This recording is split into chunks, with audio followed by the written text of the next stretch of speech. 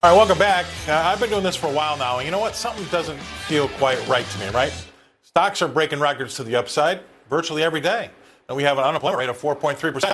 And when I was in school, 5% was technically called full employment. GDP growth, that too has been coming in at a stonking 3.8%. And last quarter, corporate earnings have been coming in pretty good too. So why in the world are we cutting interest rates, right? Are the jobs numbers really that scary with an unemployment rate of 4.3%? We've seemed to all but abandon this idea of that 2% inflation call. Today we sit at 2.9%.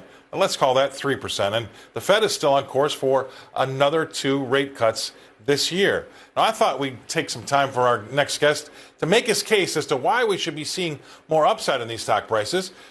Please welcome to the show Mr. Eddie Ghabour. Eddie, thanks for being on. He's a co-founder of the Key Advisors Group in Lewis, Delaware. Appreciate your time today. I know you're busy. The markets have been kind of crazy already here today, Eddie. They have. What are your thoughts? I mean, again, a lot of good things out there, but at the same time, we're cutting rates. Why? I think the reason why we're cutting rates is 2 reasons. Number one is I think the Fed has finally recognized that this economy is structurally not going to get to 2% without some type of collapse economically. And so now that they see the labor market starting to show some weakness, I think they're picking saving the labor market, or what they perceive as saving the labor market, from getting much worse over the potential inflation issue that this is going to ultimately cause sometime probably in the next 12 months. But at the end of the day, the reason why we continue to think that stocks will continue to go much higher than anticipated is because of that liquidity. The liquidity that they're putting into the system, whether we agree with it or not, or they need to be doing it or not, really doesn't matter. What matters is they're actually doing it. And when you flood the market with debt, like we're doing, with rate cuts, and this is happening around the globe. Look at Japan and their market reaction yesterday.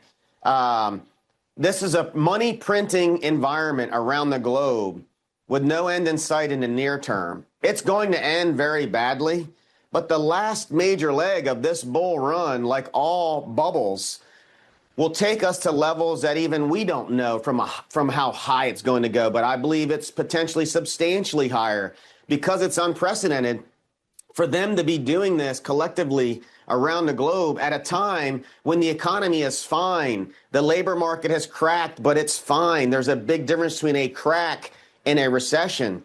And so they're going to cause bigger problems down the road. But I'm not going to fight this historic trend that you might not see again in the next 30 years. So this is the 1990 internet bubble, but it's on steroids, and it's going to be bigger than that bubble. And you can make a lot of money in bubbles, but you have to know when to get out. And when that time comes, we'll worry about it. But for now, the trend is your friend, and the Fed is flooding the market. And President Trump's next appointee in the Fed will probably be the most dovish of our lifetime as well, too. So they're going to get those rates down one way or another, and it's just going to be bullish for the equity markets.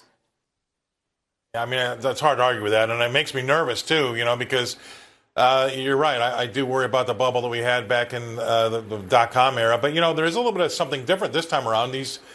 With artificial intelligence, these companies are actually making money. It's not about .com, whatever your cool name was back then, 25 years ago, or it wasn't. It was about eyeballs way back then. But now, I mean, look at the money that things like Nvidia are making, or like today, like we had OpenAI and AMD get together. I mean, there are things happening there that do give me a little bit of comfort, thinking that maybe this all works out in the end as we grow into this new, say, transformative artificial intelligence, and it's another industrial revolution. Is that possible?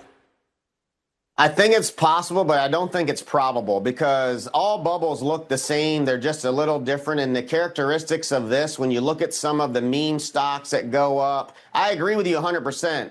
The big difference this time is there are real companies with balance sheets. However, when a bubble bursts, it doesn't matter if you're a great company or not a great company. You are going to be guilty by association, and your price of your stock, if you're in the most speculative area, will get hit hard. The difference is a lot of these names will survive, unlike the dot-com bubble, where a lot of them just disappeared. But I firmly believe, we've told clients, that this is a bubble. and it's going to get bigger and bigger. And when it pops, it will be very ugly. And this is why we pound the table on. We believe that a buy and hold strategy and blindly ignoring these risks that will ultimately happen will bite you in the rear end if you're not open to being very fast in making moves, because when it happens, it will happen fast. So again, we don't think this is a story that we have to worry about till maybe a year from now, but we continue to remind our clients that that is the reality of what we think this is going to do. Is this bubble is going to get bigger, but it is a bubble and it is going to pop. I appreciate that, and that's some great stuff. In about 10 seconds, maybe a little bit longer, I mean, when you start to see the signs, do you go all cash or do you start to use other things to help protect your gains? What do you do? Well, it's going to be interesting because normally gold is a very defensive play, right? That you would rotate more money into gold, utilities. Gold has been offense and defense. We've owned gold for a while now, and it's up another 40%. So we'll know when the market gets here. Our initial thought is we will rotate into defensive areas that generally do well in a risk-off environment. But if those don't work either, then the only other alternative would be to sit in cash. And I'd rather pay taxes on my gains than lose half of my portfolio. And that's what we're going to end on that, because that's a good way to put it. Appreciate you coming on. It's what do they say, Eddie? A return of your capital rather than a return on your capital. That's what it's going to be. That's right. All right, Eddie, thanks for coming on the show. Eddie Ghabour coming to us from Key Advisors, Lewis, Delaware. Thanks for being on the show.